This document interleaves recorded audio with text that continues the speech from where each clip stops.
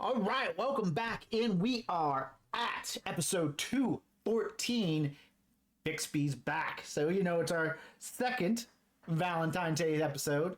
So, you're going to see a Bixby and Juliana show. I remember quite a bit about this, and I don't know why. Some episodes stand out more than others.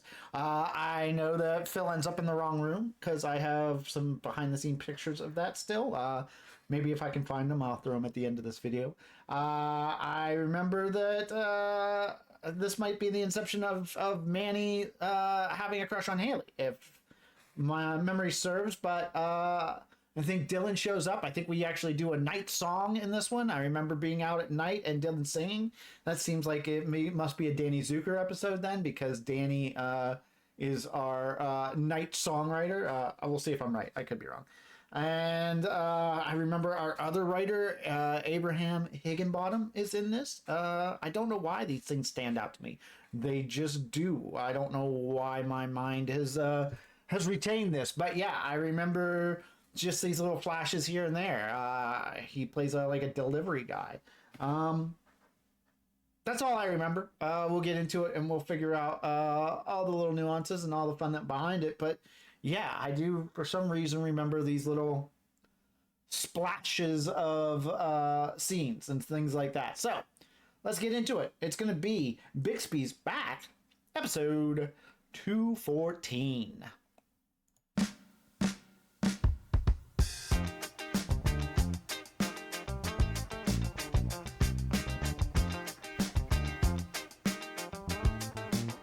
All right. Bixby's back again. Tell a friend. Guess who's back? Guess who's back? All right. Honey, Ibiza can only take us at 6:30 tonight. Great. Ibiza. I will meet you at Ibiza. It's pronounced Ibiza, Ibiza. not Ibiza. Oh, thanks, honey. That reminds me, this weekend I want to see that baby panda at the zoo. Yeah, I'm the idiot. I'm the idiot. For Valentine's. I remember us all having a problem pronouncing this on set. I remember reading it as Ibiza and everybody being, it's Ibiza. And all of us then walking around all hoity-toity being like, oh, I'm sorry, Ibiza. And just having a good little fun right off the top. That is a memory that I have on set. But all of us being like, really? It's Ibiza and not Ibiza? All right, whatever. But then having fun with it. Today we're gonna have a nice quiet dinner at Ibiza. Last year we overreached. I know. Oh. Hey, we've had our crazy Valentine's days. We tore it up. But you gotta know when to let that stuff go. Yeah. All those kids out there are just looking for something that we've already got. Yeah. I love you. I love you. Oh, boy. Wow. Wow. Oh, my goodness. Are you okay? I'm good. We're good. All right. Oh, hey, let me help you out. So, the glassware is I love you.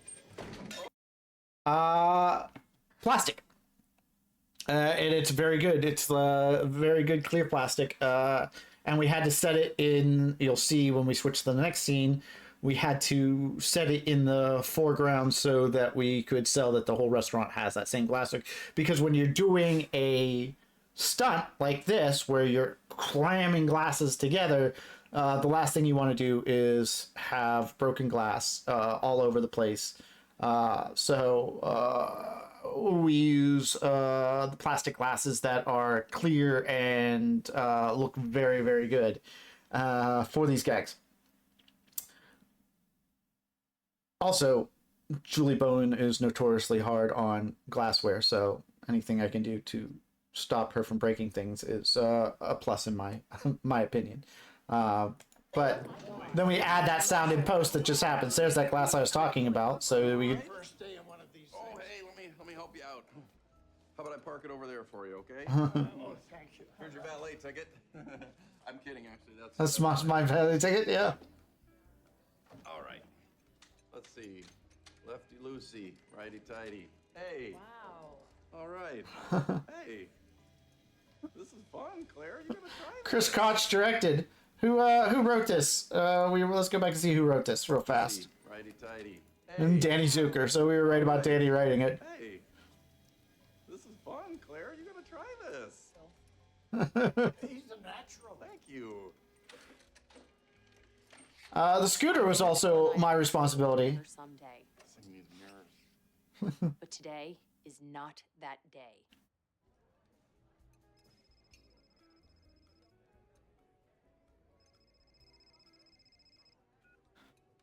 Hello. Hello, may I speak to Clive? I'm sorry, I think you have the wrong number. Bye-bye. I got disconnected. Would you mind redialing? Oh, I love physical comedy. Hello. Hello, Clive. This is Juliana. Look, lady, please stop calling me. This is a No, little... Phil, don't hang up. Claire? No, not Claire. Not Claire, Juliana. And you're Clive Bixby, remember? We met at the hotel bar last year. Oh. Oh. Oh. Now, make up some lie. Ditch that wife of yours and meet me at our hotel in 30 minutes. You think you can manage that? Baby doll, I've been lying to my wife for 16 years. Okay. Okay. See ya. So, champagne? Actually, Claire, something's come up, so gotta go. Teaching me here on Valentine's Day? Screw that. Sit. But Okay. okay. She's so confused. I love it. Phil. That's part of it. So hot. Claire, I'm leaving. Deal with it. So no one walks anymore. Oh, double of the scooters. This won't be the first time that we have a scooters gag on a show we worked on. We actually had scooters on another show called You're the Worst, and I only bring it up because we shot a all-nighter in a mall, and we didn't have hardly anything to do, so me and the second AD and my other on-set prop partner just got on the scooters and rode it around the empty mall for a little bit of the night, and it was an absolute blast. I don't know why I told you that story, but if you ever get a chance to ride scooters in an empty mall, you should do it.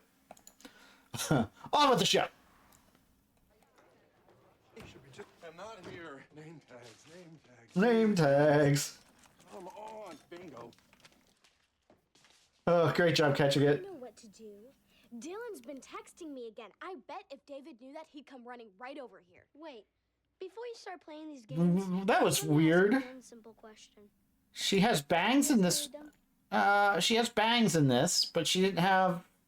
Was her hair different in?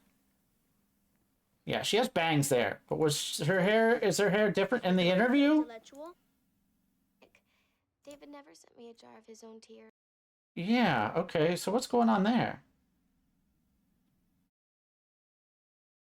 I guess it's just styled different, but I don't think so, right? That's fully different hair. Did we have to shoot this at a different time? I don't know. It looks weird to me. Let me know what you guys think in the comments. But it looks weird. It doesn't look like she has bangs there. It looks like her hair is longer there than it is Playing the long game here. in this sequence here. But maybe I'm wrong. Maybe it was just styled completely different and it's the exact same. But her hair looks... Lower. Just picking up some things.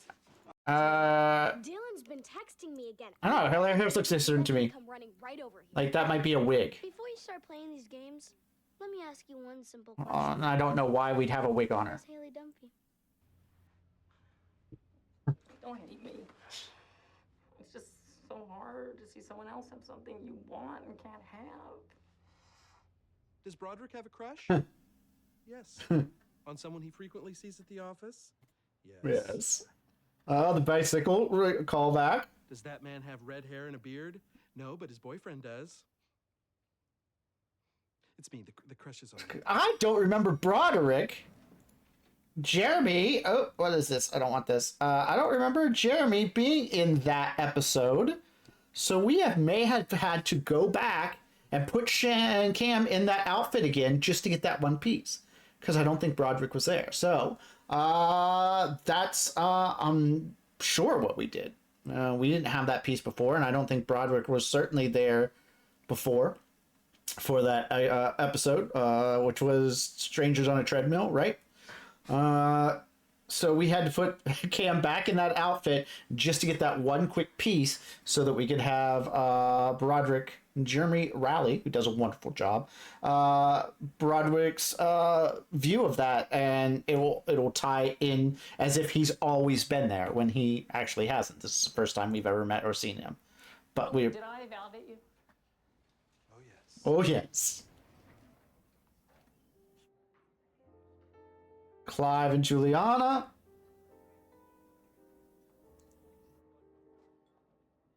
Oh, a little, I don't know, appletini.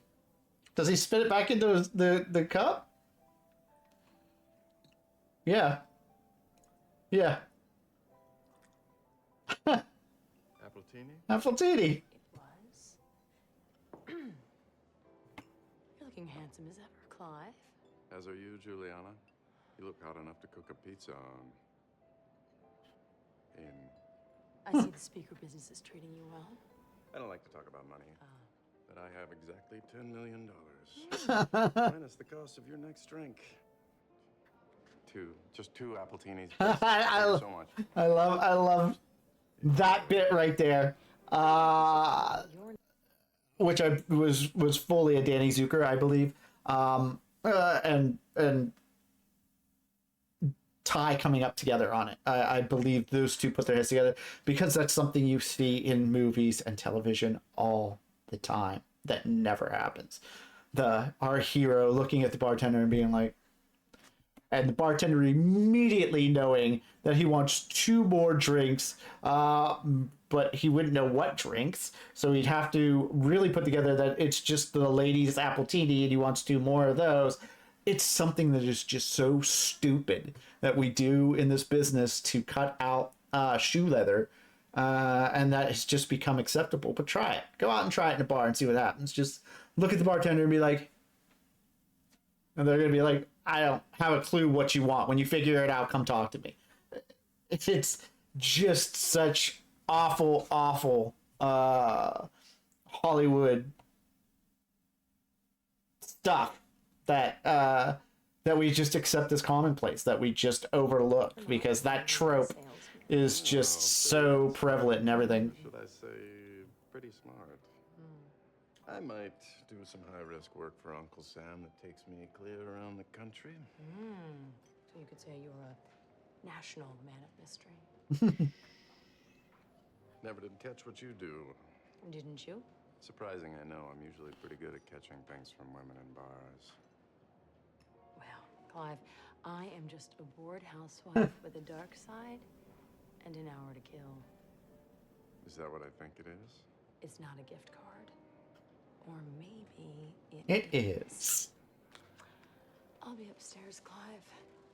Don't take too long. I never do.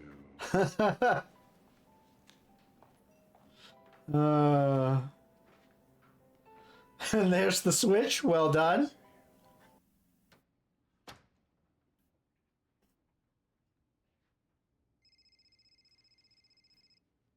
All right, you'll see his thumb is on the cork. Juliana, Clive, where are you? you have to come find me. Oh, okay. So, Juliana. all right, so here we are.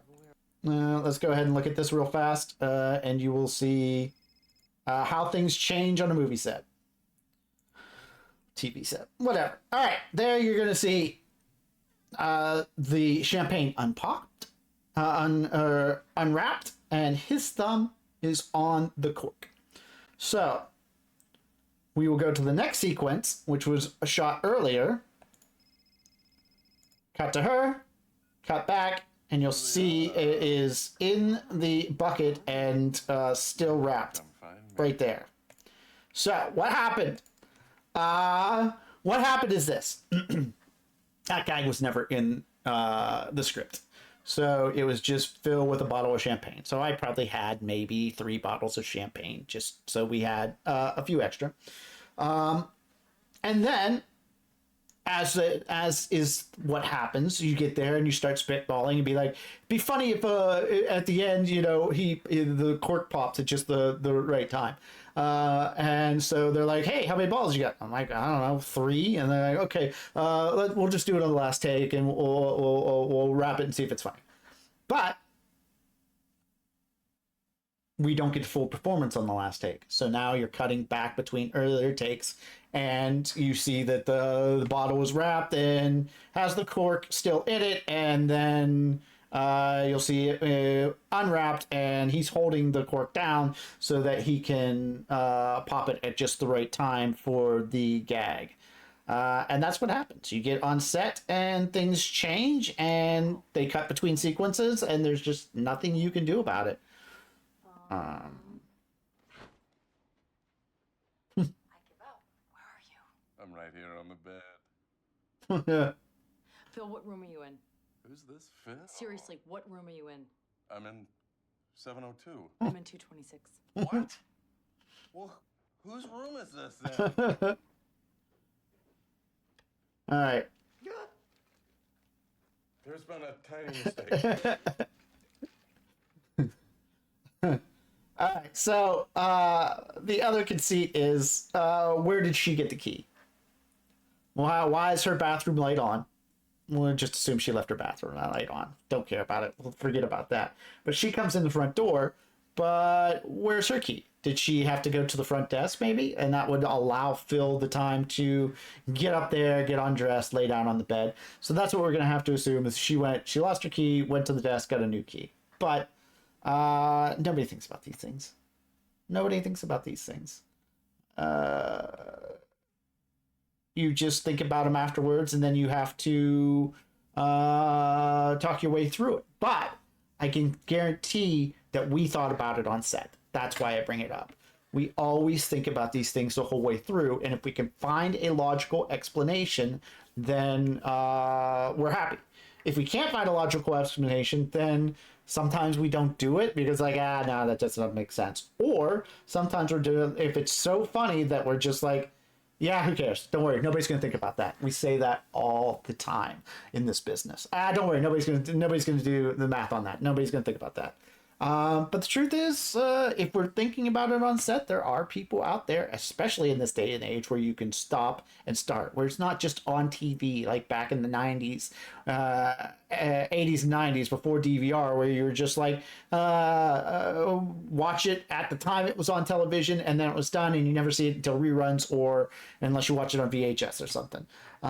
People think about these things, and they put it online, and so you have to do your due diligence and bring it up, and then if it's poo-pooed, then it's not on you. But don't think for a minute that we don't think about these things. I need to apologize to you. I'm sorry I got so silly with all that Broderick stuff earlier. No.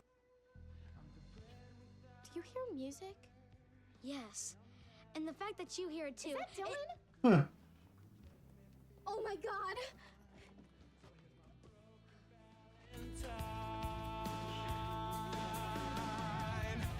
Imagine me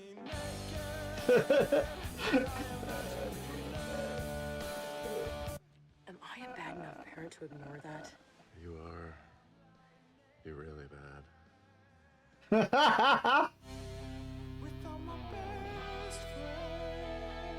Oh, Dylan's so good. Reed is so good. I love you, baby.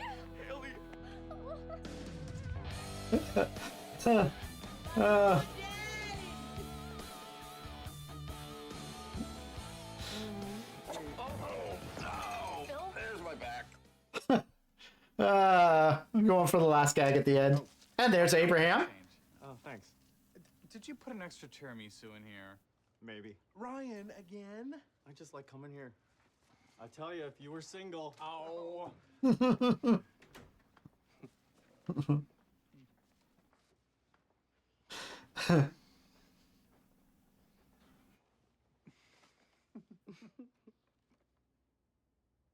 Ryan! That's a nice ending. The double Ryan at the end in unison. Really well done, Abraham. An excellent job. You may remember seeing Abraham's name on Family Guy. That's where I remember. I was like, it was such a unique name, and I was always I don't know, it catches your eye when you see it on screen. And then I get to work with him. A great writer, great guy, and did a really nice job there too. Good tag. Very funny. A good through line. All in all, decent episode. We got some funny stuff. I think we stretched a little too much for the comedy. I think we went a little too far on the pratfalls and stuff. I don't think we needed all of those, but you know, you try and you see what works, and maybe I'm wrong, but it felt a little gaggy there, both in the bedrooms. Felt just a little gaggy. The Dylan song is fantastic. Just like his first song, the lyrics are just hysterical and funny. So, thank you. Like, subscribe, let me know what you think. Check out next week's episode when it comes in, and maybe pass this week's episode on to somebody who might like it. Thank you for being here with me. We will jump into next week's episode and take a look at it on Tuesday. But until that time, see you.